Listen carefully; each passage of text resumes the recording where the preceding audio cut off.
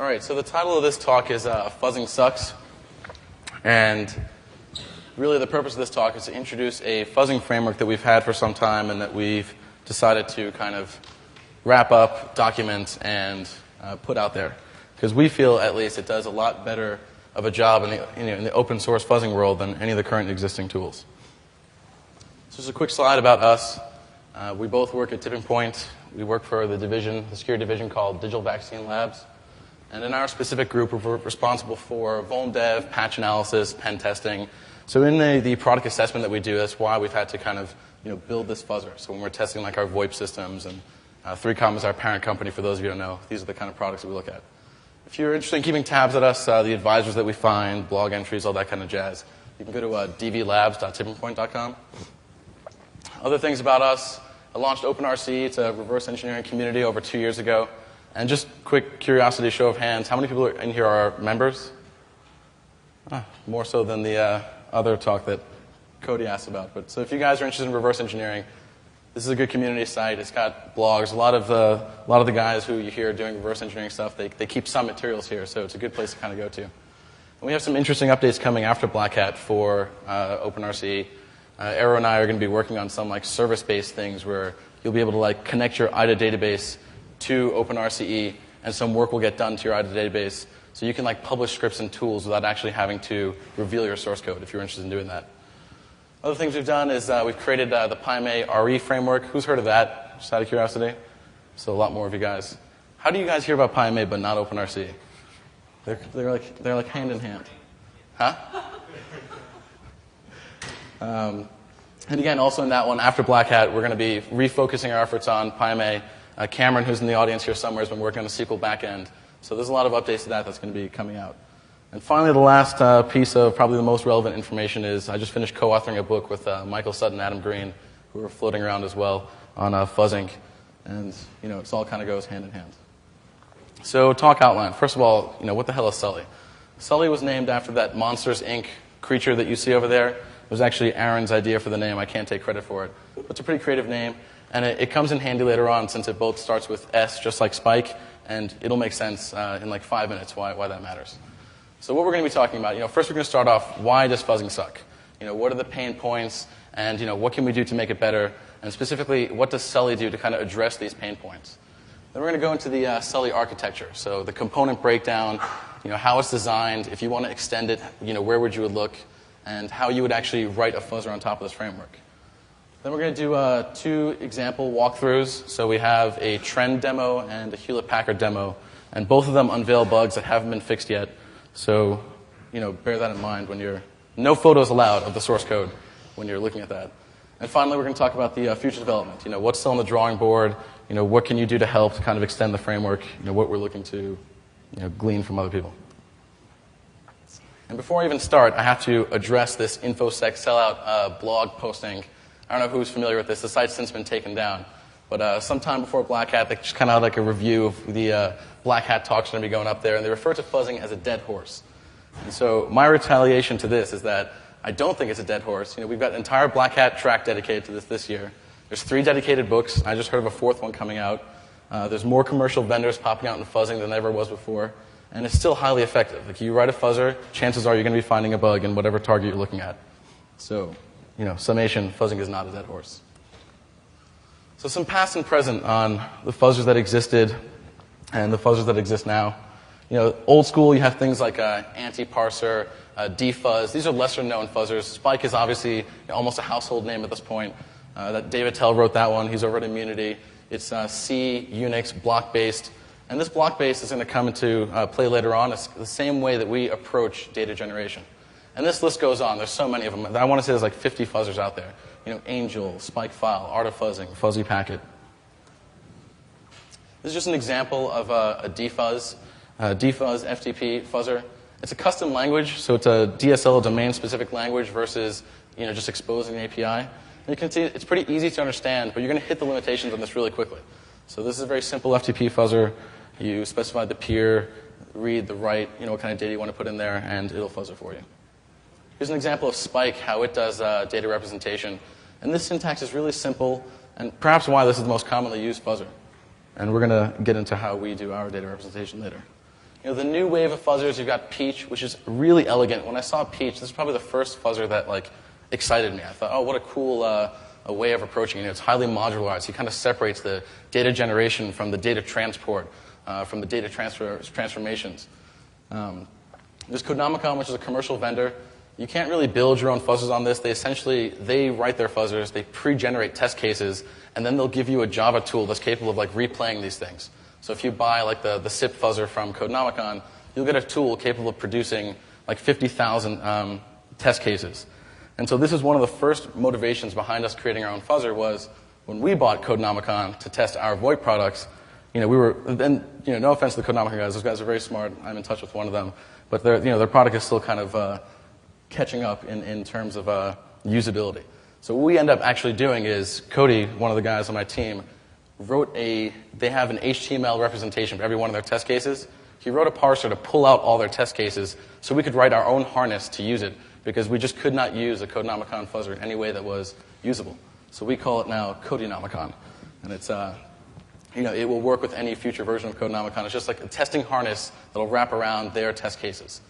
There's GPF, which is written by Jared DeMott. He spoke earlier on EFS, which is an evolutionary fuzzer. There's AutoDAF. For those of you who don't know, but it's really interesting. This is kind of a next generation of Spike. It's essentially Spike with a debugger functionality built in. And I want to say that this is the first fuzzer that actually incorporates, or the first network protocol fuzzer that actually incorporates a built-in debugger. And what they do with it is they're not really using it for fault detection as much. They're using it for what they call this markers technique. So every time that you send data, if it sees that data is going over a string copy or other potentially dangerous API call, it's going to give more weight to that test case and fuzz that more because it's thinking, okay, there's a better chance of this causing a security vulnerability than, say some other test case that's going over what's considered safe API. In the evolutionary fuzzer world, you've got Sidewinder. That was presented last year at BlackHat. Sherry Sparks. They never actually put out a released version of it yet, but it showed a lot of promise. And Jared, I haven't gotten a chance to check out his yet. And unfortunately, I couldn't even make his talk because we just finished the slides 6 minutes ago. So I haven't seen that yet either. And the last thing I mentioned is the protocol informatics framework. And this is work that was done by Marshall Badeau over at, that's Mu, right? Yes? Mu? Yeah. So anyway, he's over at Mu. It's not really a fuzzer, but it's worth mentioning because it is really new age and kind of helps fuzzing.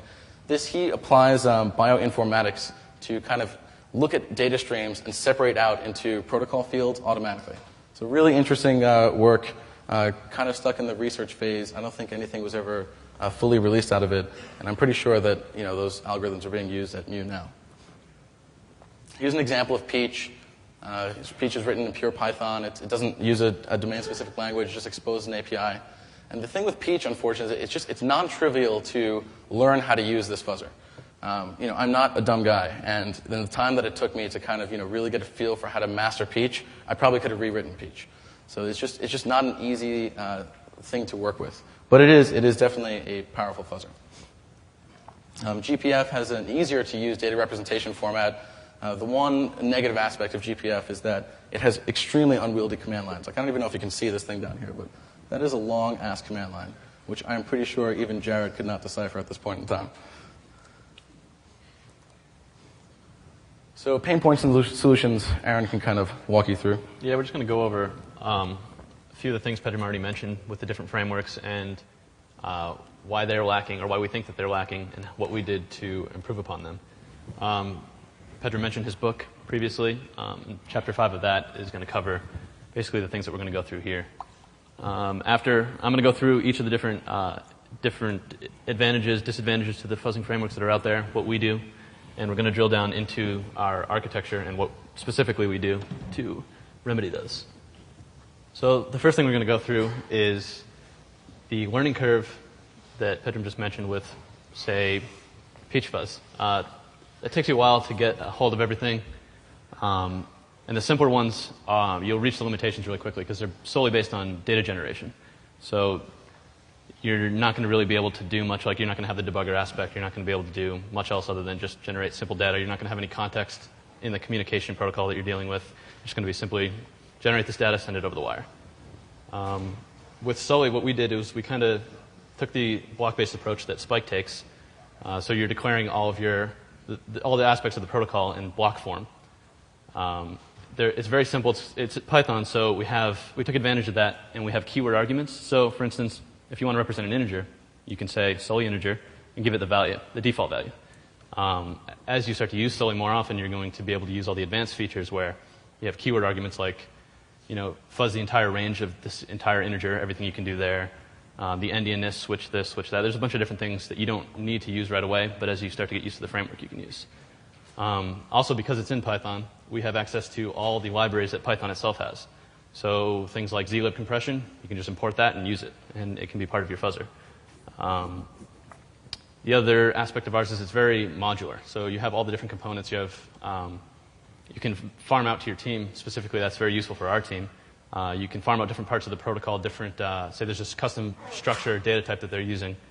You can farm that out to one member of the team while somebody else works on everything else. And it's very easy to put all those together at the very end to have a complete fuzzer request working. The last thing that we have on here is things like challenge response and previous packet determines the length of the next packet and things like that. Our fuzzer is context-aware, session-aware, so you can have a complete state of the protocol defined, and you can handle all sorts of things like challenge response.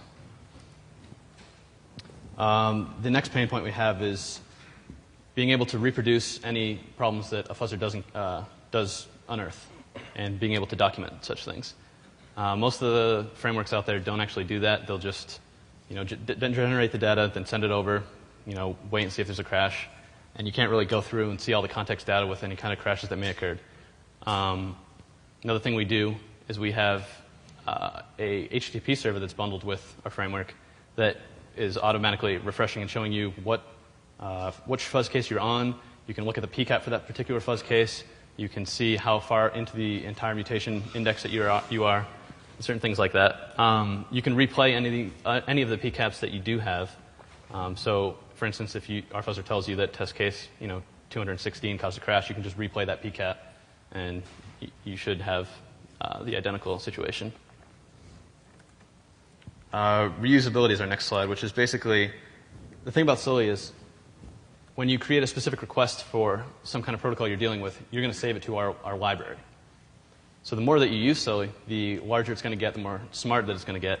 So if you're dealing with specific software that uses similar protocols, you can kind of just pull out requests that you've already generated and just use those. So you don't have to create complex types and data types and different structures that specific protocols might have when you can just pull them out of the library. We talk about this later. We call it Legos. But for example, if you want to fuzz an email address, an email address shows up all the time. So once you've created a complex type for an email address, you never have to do that again. It's in the library, and now you can just say, okay, here's an email address in the protocol. I don't need to re-say that it's a string with a delimiter with another string, et cetera, et cetera. And we have examples of that, email addresses, IP addresses, all that kind of stuff. So the next part we have is being able to basically understand the state of a communication. So if you have a protocol that has decision trees in it, so there's two different paths that the communication could go down, we can basically fuzz each one of those individually.